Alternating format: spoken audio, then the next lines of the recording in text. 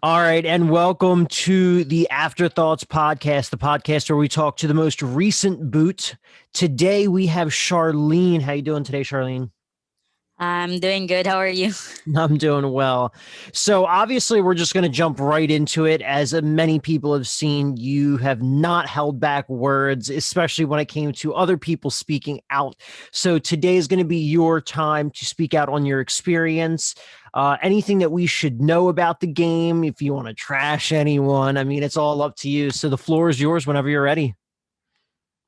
Um, I don't know what to say. Thank you for inviting me here, and I'm really excited how this conversation will go. So yeah. So I mean, I guess I'll help you out a little bit. So I can't wait for you to actually see the podcast when it gets uploaded later today. A lot of really good feedback and good words, for your gameplay. It really is a shame that you got out when you did, because I feel like you were just in your forward swing where you Mm. could have potentially really taken control of the game. Um, so what's your whole experience? Were you expecting to get out at all? Um, my whole experience was that what I usually do when I play is just coasting along, like go where it takes you. Just take it easy, chill. That's why if you see me there, I'm just like most of the time laughing in front, not taking everything too seriously. And then with gameplay, just stick with people I gave my word to. So basically, that's just what I did. And like one of my previous castmate commented in my booth that I kind of did the same thing with him in a previous game that we played. Like playing an idol for somebody else, even though it will mean me getting out. So I was like, oh yeah, I did that before. So it's kind of like my thing. I mean, I have to say on one level, I love that type of play because you don't see it often. I haven't seen it really in any orgs before. You don't really even see it in Survivor itself. But usually, when you give an idol to someone else, that solidifies like a really tight bond that could potentially lead you, so far into the game. And it was really cool that it managed to save Cat, but it Mhm. obviously sucked that you're no longer there. Especially given that Cat's tribal was crazy. I mean, and the fact that Kostas got out and he had an idol in his pocket. Yeah, that was fun.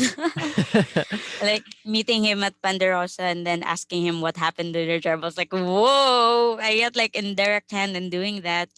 But yeah, going back to what you said about it's rare for people to like give out an idol or such, especially in like the real Survivor, because the thing with online Survivor that we play, it's the money involved is not as much as the real money in real Survivor, because if it was like real money like $1 million, I like Ate Cats, I love you, but for this time I need the money.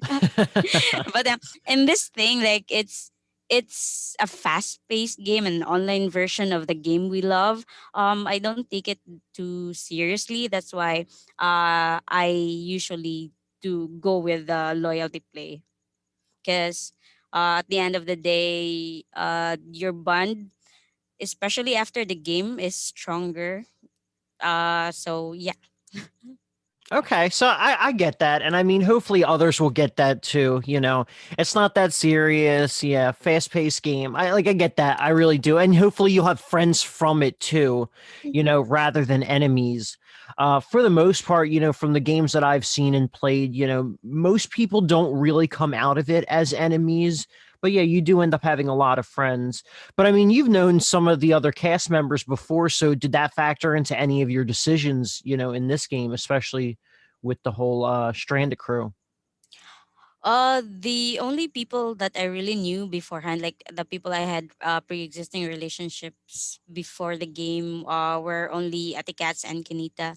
That's why from the get-go, I already told them I'm gonna be loyal to this core, and then we can build up from that one. So yeah, The rest I didn't really know them. And then with the fast pace of the game, it you don't really have the luxury of time compared to Full Survivor to really get to know them and then build more socials with them. So Hmm.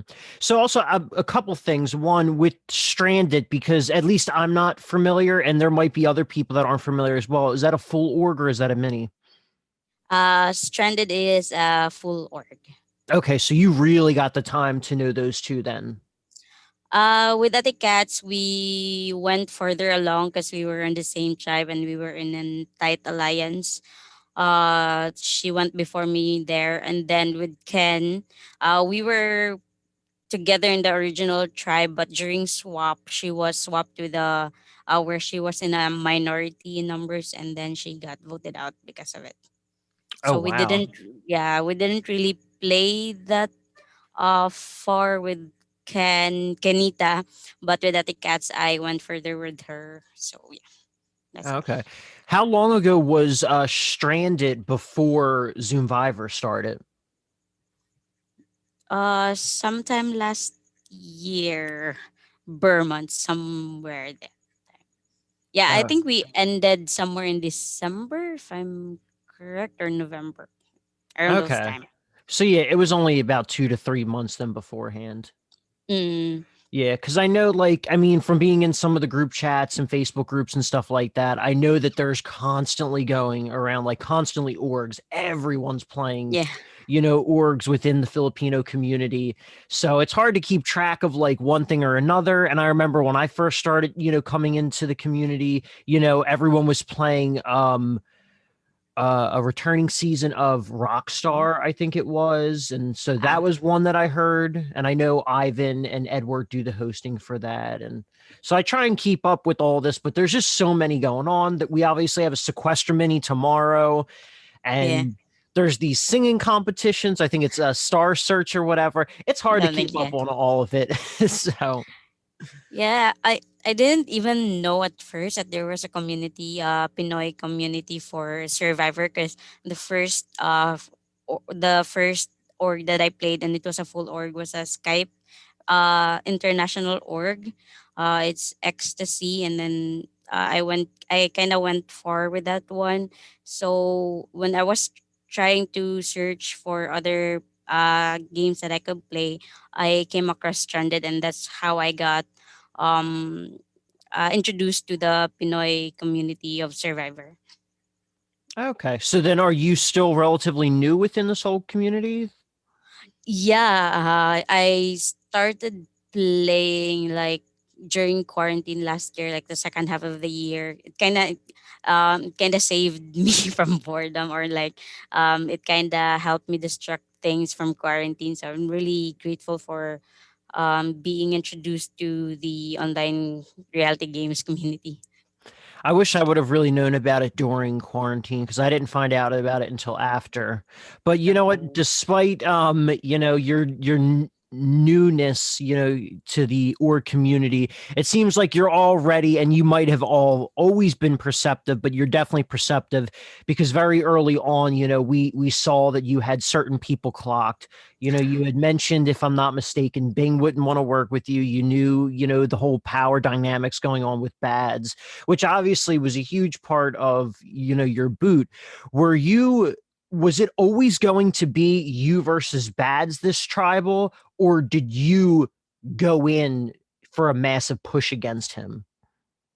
I went in for a push for him during that round because I was really banking and hoping on being potentially wanting to make a move in that round, as well as during that particular tribal, the only options there were Kanita, Ken, uh, Bads, and then me. I was not gonna throw Kinita's name ever because I was loyal to the Stranded Core. So with Ken, I knew that he had a prior connection to Bads, so I was kind of not really banking on him to vote with me. I was already expecting him to vote with Bads that time. So what I was really banking on was for Kenita to potentially bring in Bing, because I knew they had also a working relationship from the previous like times that I've talked to Kinita to potentially take out Bads at that time. Aside from that, the other reason, aside from like loyalty and all, the reason why I gave my idol to Ate Kat, because from my perspective, I knew that she was in more trouble than I would ever been. In my perspective, there's a chance for me to potentially bring in Bing and Kinita to potentially take out Bads during that round. So in my on my end, that was what I was banking on. But I guess the Mauta 5 alliance that they had was stronger, and it was for them not yet the right time to take out Bads. But my pitch to because when Bing won the immunity challenge during the, if you can notice the immunity challenge, Bing and Bads were already like going at it. It was like Bing was calling out Bads that his arms are bending, or and then Bads was like, "Oh no, it's just my biceps." I was like, "Okay, flex." So I was thinking that had it had either of them lost the challenge, they would go after one another. So um that time I knew that if Bing didn't win the immunity challenge, Bads would have voted for her as well. Like there's a chance that he would also do that. So I would also actively campaign for Bing at that time, if ever. So yeah, I think at that time they didn't just think that it was the right time to make a move against somebody as a big threat before they get to remerge. Okay. So I guess with that too, do you think there would have been any possibility that Ken and Bing would have maybe voted for Kenneth? With Kenneth, I don't know, cause I don't think so. Had I pushed for Kenneth, it would have not been that wise of a move either. Cause Ken could be a number to anyone. Cause at that point there were other bigger threats compared to Ken, because Ken was playing UTR, I think, as well. So yeah. Hmm. See, I think I overall understood your train of thought when I was watching the episode, but just kind of hearing it from you now kind of really pieces everything together. So it makes even more sense. I mean, the massive push for Bads was, the clear play. And given how dominant he's been this whole game, I really do think that you had it right. You had it right. He had to be the one that had to go home. And what a better time to take someone out in the merge than the time when you should have the numbers to do so. It just is unfortunate that you didn't have the idol. But once again, I love the loyalty play and I love the chaos that it caused in Tribal Council. So on that note though, do you have any other thing you want to, clear up for any fans? Did you want to talk about any fans that you might have out there or any other previous players that maybe made comments about you? Previous comments. I think we've already cleared it out with Manu after he read, because I think you brought it up to him during the live podcast that somebody commented on his after, but it's like whoa, whoa, whoa, and then he messaged me, and then we cleared things up. So yeah, nothing much, I guess. Okay. I mean, I've seen you comment on so many people's comments, fan and otherwise. So I just assumed you had like really strong opinions or you really wanted to defend yourself, which is fine. But I love that you did, you and Manu actually talked because it seems like everyone in this cast, there's nothing like negative or truly malicious about any of you guys. I don't know about any of the previous stuff. I know my season had a little bit of conflict, but it's good that everyone is actually, it looks like, in good spirits now. Yeah. With the comments thing, I The reason why I mostly comment is just because I think it's funny. I don't think it I don't take it too seriously. It's like, oh, somebody commented, oh, let me reply. That's just all. Yeah, I wasn't sure with some of your comments because I remember when the Manu thing happened, I was like, "Whoa!" Like, oh my god, I think she's really mad. But then No. also, like, I see you have the laugh emoji, reacting to people, so I'm like, I can't tell if this is lighthearted or what. But Yeah, yeah. it's lighthearted. That's just the normal me. So yeah.